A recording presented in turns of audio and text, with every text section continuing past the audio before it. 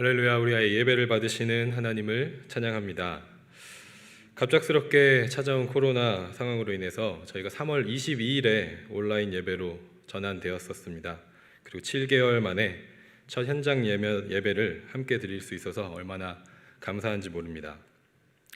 비록 아직 주일 예배 가운데 주일학교는 오픈하지 못하고 또 이렇게 앞에 아크릴판이 있고 마스크를 써야 하고 여러 가지 제한적으로 모일 수밖에 없지만 이 모든 상황 가운데서도 우리가 함께 감사와 기쁨으로 하나님을 찬양하고 예배하는 공동체 되면 좋겠습니다. 또 오늘 하나님께서 우리에게 허락하신 말씀을 통해서 하나님을 향한 사랑이 또 이웃을 향한 사랑이 더욱더 커지는 은혜가 우리들 가운데 있기를 소망합니다. 오늘은 지난 한 주간 우리가 함께 묵상해온 에스겔 본문 가운데 특별히 16장 말씀을 통해서 주를 기억하라는 제목으로 함께 하나님 말씀을 나누고자 합니다. 캐나다에서는 1년 내내 매달 여러 가지 기념일을 통해서 누군가를 기억하는 것에 익숙하고 그 일을 참 잘하는 것 같습니다. 아이들은 그날이 되면 어떤 특정한 색깔 옷을 입고 학교에 가서 그날이 무슨 의미가 있는지를 배우고 기억합니다. 특별히 여러분 우리 아이들 또 유스들 특별히 기억할 것 같은데 이번 지난 직전 주에는 오렌지 셔츠 데이라는 게 있었어요. 캐나다에서는 2013년부터 매년 9월 30일을 오렌지 셔츠 데이로 정해서 기념하고 있습니다.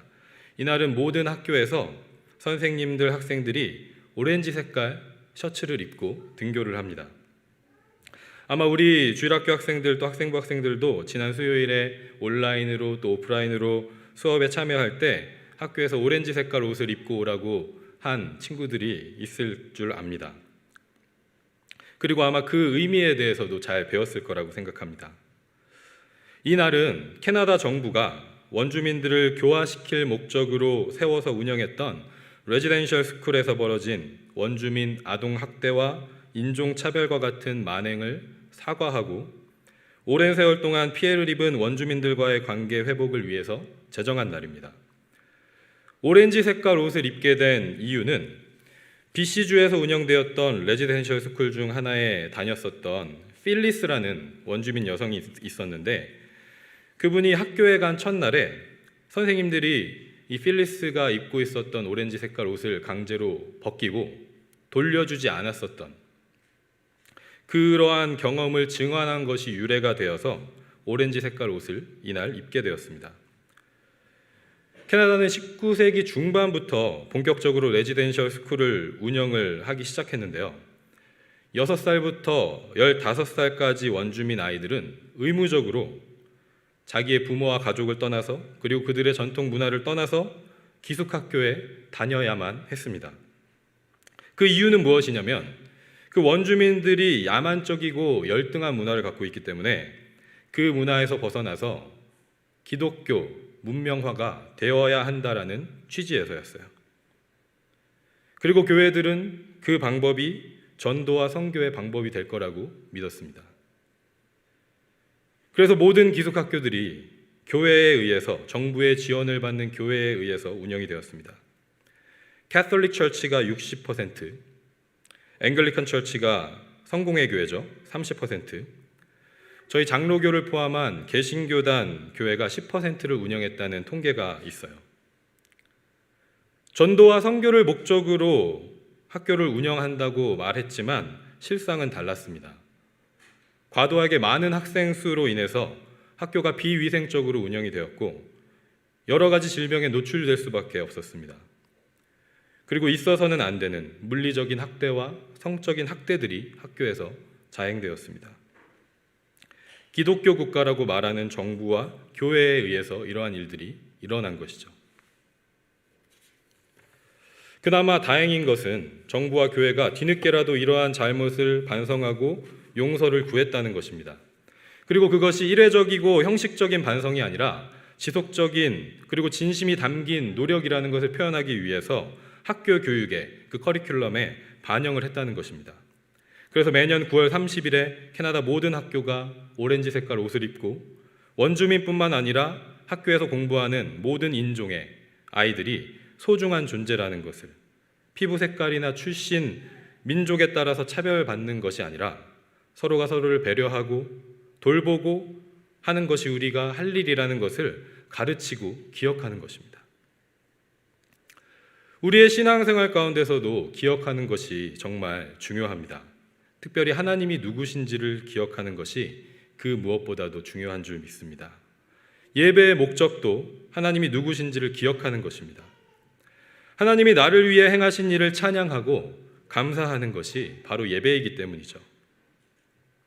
그런데 하나님을 기억하는 일은 우리가 오늘 교회나 또 각자 가정에 모여서 정해진 시간에 드리는 그 예배만으로는 충분하지 않다라는 것을 우리가 신앙생활을 하면 할수록 느끼게 되는 것 같습니다. 이 예배가 우리 삶의 예배로 이어질 때, 매일마다 매 순간마다 그 예배의 삶을 살아갈 때 우리는 하나님을 기억할 수 있습니다.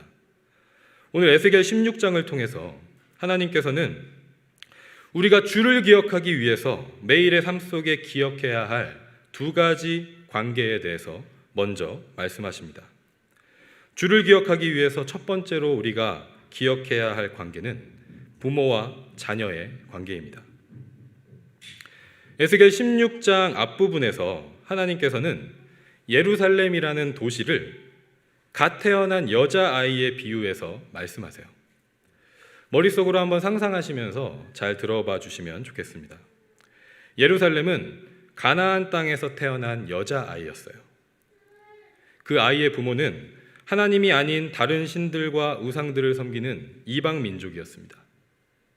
아버지는 아모리 사람이었고요. 어머니는 헷 사람이었습니다. 그런데 예루살렘이 태어난 그날 아무도 그 아이를 돌봐주지 않았다고 해요.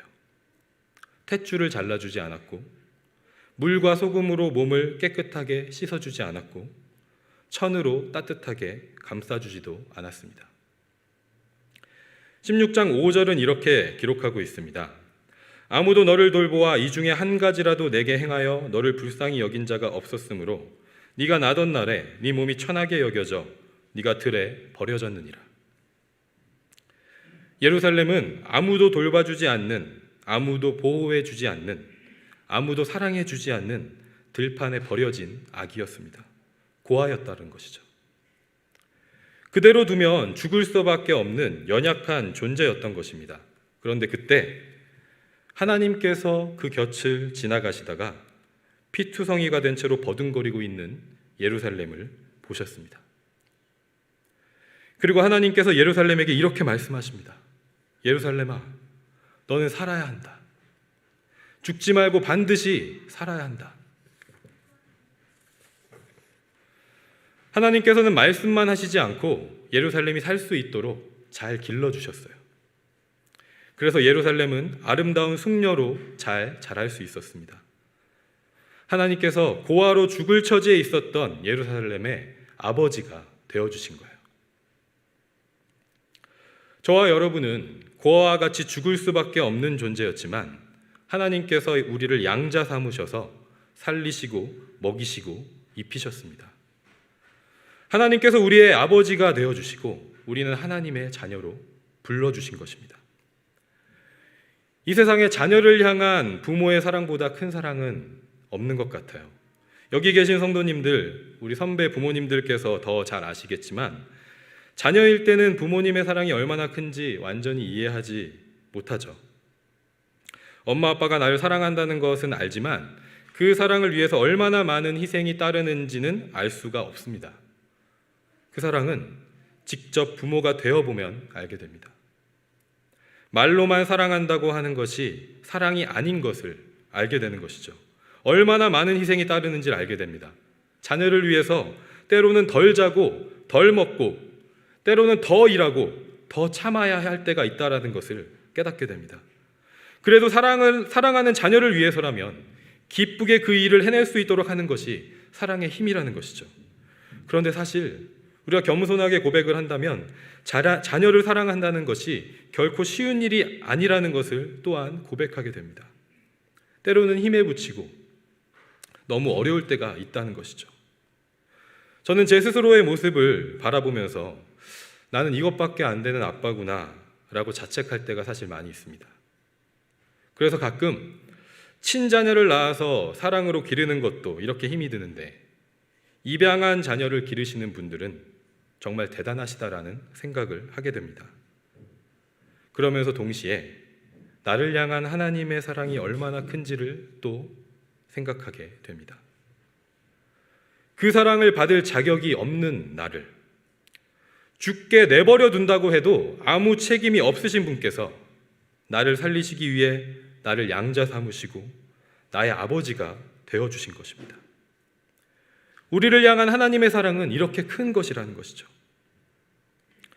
오늘 하나님의 말씀을 통해서 우리의 아버지가 되어주신 주님을 기억하는 시간이 되기를 소망합니다. 고아였던 우리를 자녀 삼아주시고 살리시고 길러주신 하나님의 사랑을 기억하는 시간이 되기를 간절히 소망합니다. 주를 기억하기 위해서, 그 크신 사랑을 기억하기 위해서 우리가 두 번째로 기억해야 할 관계는 바로 남편과 아내의 관계입니다. 16장 8절 말씀을 보면 하나님께서 이번에는 숙녀가 된 예루살렘의 곁을 지나가시다가 보셨습니다. 제가 읽어드리겠습니다. 내가 내 곁으로 지나며 보니 네 띠가 사랑을 할 만한 때라. 내 옷으로 너를 덮어 벌거벗은 것을 가리고 내게 맹세하고 언약하여 너를 내게 속하게 하였느니라. 나 주 여호와의 말이니라. 아멘. 그때 예루살렘은 스스로 결혼을 할 준비가 되어 있지 않아서 아무도 예루살렘을 아내로 맞아들일 수 없었습니다. 그런데 마치 보아스가 룻이 청한 대로 자기 옷으로 룻을 덮어서 아내로 맞이한 것처럼 하나님께서 벌거벗은 예루살렘에게 옷을 벗어서 가려주시고 하나님께 속한 자, 하나님의 것이 되게 하셨습니다. 피를 씻기고 기름을 발라주셨습니다. 아름다운 옷을 입히고 가죽 신발을 신겨주셨습니다. 팔찌, 목걸이, 귀걸이와 온갖 금은 보석으로 장식해 주셨어요.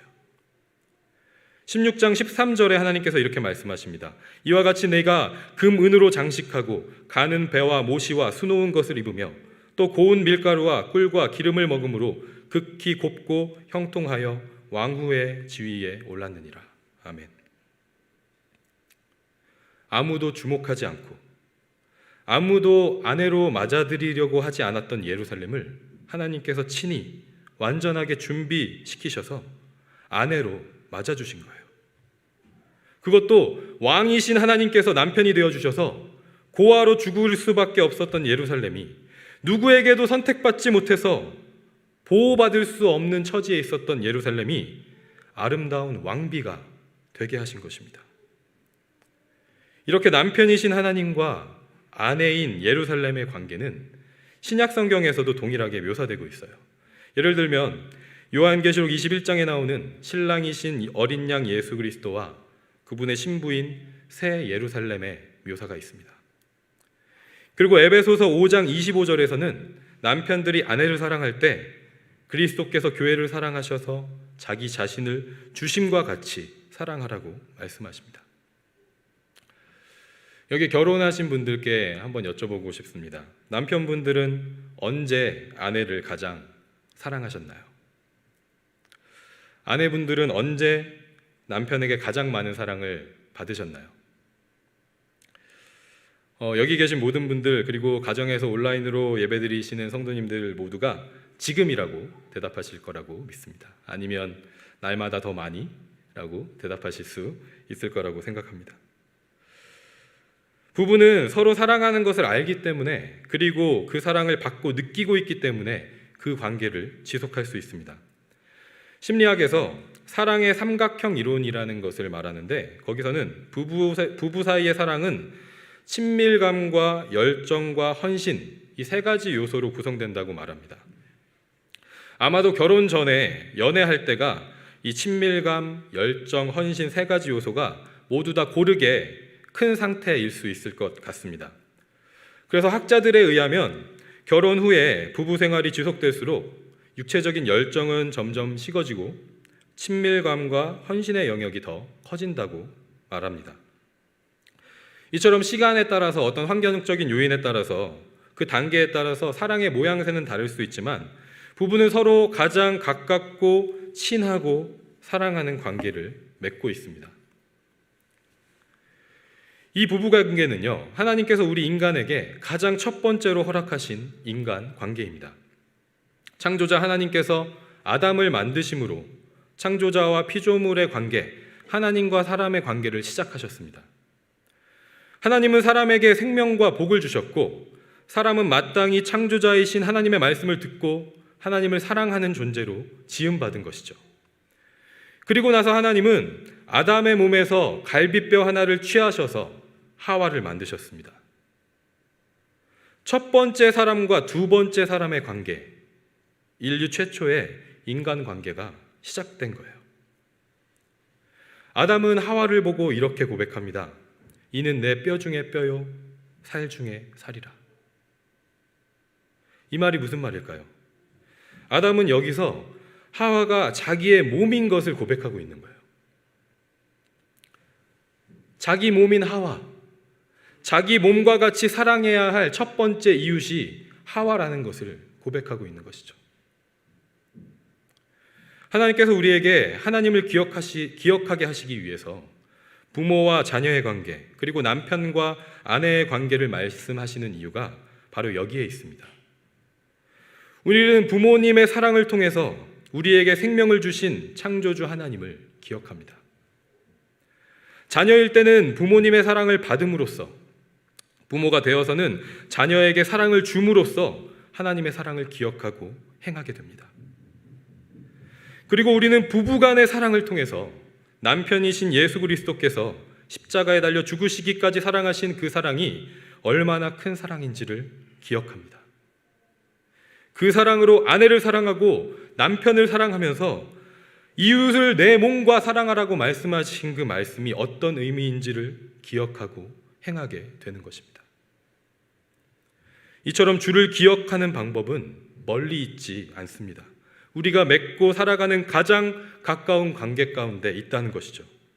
부모와 자녀의 관계, 남편과 아내의 관계를 통해서 우리는 주를 기억하고 그 크신 사랑을 기억하면서 하나님을 사랑하고 이웃을 사랑하는 삶을 살아가게 되는 줄 믿습니다. 그리고 교회 공동체로 확장되고 더 풍성해진 가족관계를 통해서 하나님 나라 안에서의 가족관계를 통해서 그 삶을 살아가게 되는 줄 믿습니다. 이러한 은혜와 축복이 저와 여러분의 부모 자식 관계 가운데, 부부 관계 가운데, 그리고 믿음의 공동체로 묶인 영적인 가족 관계 가운데 충만하기를 간절히 소망합니다. 에스겔 16장은 이렇게 우리의 삶의 실제적인 관계를 통해서 주를 기억하고 그 사랑을 기억하라고 말씀하는 동시에 주를 기억하지 않았을 때 우리 삶에 어떤 결과가 나타나는지에 대해서도 말씀하고 있습니다. 15절 말씀에 하나님께서 이렇게 말씀하십니다. 그러나 네가 내 화려함을 믿고 내 명성을 가지고 행음하되 지나가는 모든 자와 더불어 음란을 많이 행함으로 네 몸이 그들의 것이 되도다. 고아였던 예루살렘을 하나님께서 살리시고 기르셔서 아름다운 숙녀가 되게 하시고 마침내 왕비가 되게 하셨는데 예루살렘이 하나님을 떠나 음행을 하는 창기가 되었습니다. 이제 예루살렘이 더 이상 하나님의 것이 아니라 다른 신들과 우상들의 것이 되었습니다. 하나님께서 입혀주신 아름다운 옷과 금은 장식품들이 우상 숭배하는 일에 쓰였습니다. 하나님께서 공급하신 풍성한 음식들도 마찬가지였어요. 심지어 하나님께서 허락하신 자녀들을 우상의 제물로 불태웠습니다. 이 모든 일은 예루살렘이 자신이 어렸을 때를 기억하지 않은 결과였습니다. 22절과 43절 말씀을 우리 함께 읽어보도록 하겠습니다. 22절 말씀 먼저 읽겠습니다. 시작. 네가 어렸을 때에 벌거벗은 몸이었으며 피투성이가 되어서 발짓하던 것을 기억하지 아니하고 네가 모든 가증한 일과 음란을 행하였느니라. 네가 어렸을 때를 기억하지 않고 43절 읽겠습니다. 네가 어렸을 때를 기억하지 않고 이 모든 일로 나를 분노하게 하였은즉 내가 내 행위대로 내 머리에 보응하리니 네가 이 음란과 네 모든 가증한 일을 다시는 행하지 아니하리라. 주 여호와의 말씀이니라. 아멘. 고아였던 자신의 모습을 기억하지 않으면, 자신을 입양하여 아버지가 되어주신 하나님을 기억하지 않으면, 자신을 아름답게 길러주시고 왕비가 되게 해주신 주님을 기억하지 않으면 다른 신들과 우상들을 섬기는 음녀가 되고 마는 것입니다. 하나님을 기억하라고 섬기라고 허락하신 것들을 우상을 섬기는데 사용하게 되는 것입니다. 그리고 하나님께서는 이러한 예루살렘의 모습이 사마리아와 소돔보다 더 악하다고 말씀하십니다. 사마리아가 어디입니까? 여러분께서 잘 알고 계신 것처럼 사마리아는 이미 멸망당한 북이스라엘의 수도였죠. 그런데 사마리아가 지은 죄가 예루살렘이 지은 죄의 절반도 되지 않는다고 하나님은 말씀하십니다. 소돔은 어디입니까? 창세기에 나오는 죄와 타락의 대명사, 심판과 멸망의 대명사 같은 도시지 않습니까? 그런데 소돔조차도 예루살렘보다 악하지 않았다고 하나님께서는 분명히 말씀하고 계신 것입니다. 예루살렘과 남유다의 백성들은 그럼에도 불구하고 하나님을 떠나서 악을 행하고 우상을 섬기고 있으면서도 이미 멸망한 북이스라엘과 사마리아 사람들보다, 그리고 소돔 사람들보다 자신들이 더 의롭다고 생각했었던 것입니다. 그런 그들에게 하나님께서는 오히려 예루살렘의 그 악함 때문에 사마리아와 소돔 사람들이 더 의롭게 보일 정도라고 말씀하고 계신 것이죠. 고아와 같았던 어렸을 때의 모습을 기억하지 않고 그때 하나님께서 행하신 일과 베풀어 주신 은혜와 사랑을 기억하지 않으면 하나님을 떠나게 됩니다. 하나님을 기억하고 사랑하고 예배하라고 허락하신 시간과 물질과 자녀들을 헛된 것, 썩어 없어질 것들을 위해서 낭비하고 허비하는 삶을 살게 되는 것입니다. 그러면서도 다른 사람들을 정죄하고 그들보다는 의롭다고 착각하면서 살게 되는 것입니다. 이런 모습 때문에 예루살렘은 하나님의 진노와 심판을 피할 수 없었던 것이고 주를 기억하지 않은 결과는 심판과 죽음이었던 것입니다. 저와 여러분의 모습은 어떠한지 한번 되돌아보면 좋겠습니다. 고아 같았던, 죽을 수밖에 없었던 옛 모습을 기억하지 못하고 그 가운데 찾아오셔서 우리의 아버지가 되어주신 하나님의 은혜와 사랑을 잊고 살지는 않습니까? 그 은혜와 사랑을 기억하고 하나님을 예배하기 위해 사용해야 할 것들을 엉뚱한 곳에 사용하고 있지는 않습니까? 우리 눈 속에 들보가 있는데 다른 형제 눈에 있는 티를 정죄하고 있지는 않습니까? 이 질문들 앞에 정직하게 선다면 우리도 예루살렘과 같이 심판을 피할 수 없는 존재임을 고백할 수밖에 없습니다. 그런데 오늘 본문은 하나님께서 여전히 우리에게 소망이 있음을, 우리가 들어야 할 복음이 있음을 말씀하고 있습니다. 60절 말씀을 우리 함께 읽어보도록 하겠습니다. 함께 읽겠습니다. 시작. 그러나 내가 너의 어렸을 때와 너와 세운 언약을 기억하고 너와 영원한 언약을 세우리라. 아멘. 우리는 기억하지 않았지만 하나님은 기억하십니다. 우리를 자녀 삼아 주시고 우리의 남편이 되어 주셨을 때 하신 약속을 기억하신다는 거예요. 그리고 새로운 영원한 약속을 다시 세우시겠다고 말씀하십니다. 그 약속을 통해서 하나님을 떠나 악을 행하고 우상을 섬겼던 우리의 죄를 용서하시겠다고 말씀하십니다. 이는 내가 내 모든 행한 일을 용서한 후에 네가 기억하고 놀라고 부끄러워서 다시는 입을 열지 못하게 하려 함이니라. 주 여호와의 말씀이니라. 63절에서 말씀하고 계신 것처럼 우리는 결코 기대할 수도 없었던, 받을 자격이 없었던 용서를 받음으로써 부끄러워하게 될 것이라고 말씀하십니다. 교만함 가운데 다른 사람들보다 의롭다고 여겼던 우리의 마음이 하나님 앞에서 한마디 말도 하지 못할 만큼 부끄러운 마음, 겸손한 마음이 될 것이라고 말씀하십니다. 우리의 모든 죄악을 용서하셔서 더 이상 우리 스스로는 자랑할 것이 없고 교만하게 행할 수도 없게 하시는 이 하나님의 약속은 무엇일까요? 누가복음 22장 19절과 20절 말씀을 통해서 우리는 그 답을 찾을 수 있습니다. 함께 누가복음 22장 19절과 20절 말씀을 봉독하도록 하겠습니다. 시작. 또 너를 떡을 가져 감사기도 하시고 떼어 그들에게 주시며 이르시되 이것은 너희를 위하여 주는 내 몸이라. 너희가 이를 행하여 나를 기념하라 하시고 저녁 먹은 후에 잔도 그와 같이 하여 이르시되 이 잔은 내 피로 세우는 새 언약이니 곧 너희를 위하여 붓는 것이라. 아멘. 그 영원한 새 약속은 예수님의 몸과 피로 세우신 약속인 줄 믿습니다. 모든 죄와 죽음을 이기신 예수님의 십자가 사랑인 줄 믿습니다. 이 말씀에서와 같이, 그리고 우리 교회에도 항상 있는 이 성만찬 테이블에 쓰여져 있는 것 같이 This do in remembrance of me 라고 써있죠. 예수님께서 나를 기념하라, 나를 기억하라고 말씀하십니다. 왜냐하면 그 몸과 피를 기억할 때 우리는 우리가 어떤 존재였는지를 기억할 수 있기 때문입니다. 예수님을 기억할 때 죽을 수밖에 없는 죄인을 용서하시고 영원한 생명을 주신 그 사랑이 얼마나 큰지를 기억할 수 있기 때문입니다. 그 십자가를 기억할 때 우리는 자랑할 것이 아무것도 없음을, 정죄할 수 있는 사람이 아무도 없음을 기억할 수 있기 때문입니다.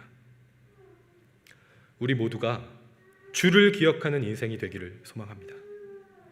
코로나 팬데믹으로 전 세계가 여전히 어렵고 힘든 상황에 있지만 그 가운데서도 우리가 함께 주를 기억하는 시간이 되면 좋겠습니다. 특별히 추수감사주의를 준비하는 한 주간을 시작하게 되는데 주님을 기억하고 그 크신 사랑을 기억하기에 참 좋은 시간을 우리에게 주신 것에 감사하게 됩니다. 이를 위해서 우리 교회 공동체가 아까 광고 드렸던 것처럼 가정별로 감사 화환을 만들어서 감사의 제목들을 기억하고 적어보는 그런 시간을 갖게 되었습니다. 부모님께 감사하는 마음, 자녀들에게 감사하는 마음, 남편에게 감사하는 마음, 아내에게 감사하는 마음, 그 마음들을 우리가 글로 적고 또 말로 표현하면서 또 공동체 안에서 그것을 나누면서 우리를 사랑하신 하나님 아버지를 기억하고 우리를 죽기까지 사랑하신 신랑 되신 예수 그리스도를 기억하는 시간이 되기를 소망합니다. 우리에게 허락하신 시간과 자원들을 주를 기억하는 일에 사용하는 우리들이 되기를 간절히 소망합니다. 자녀들에게 헛된 것, 썩어 없어질 것들을 위해 사는 삶이 아니라 날마다 주를 기억하는 삶을 물려줄 수 있는 우리의 가정들이 되기를 소망합니다. 주를 기억함으로 영원한 생명을 누리며 이 땅을 살아가는 우리 에드몬튼 한인장로교회 모든 공동체, 모든 믿음의 가족들이 되기를 간절히 소망합니다.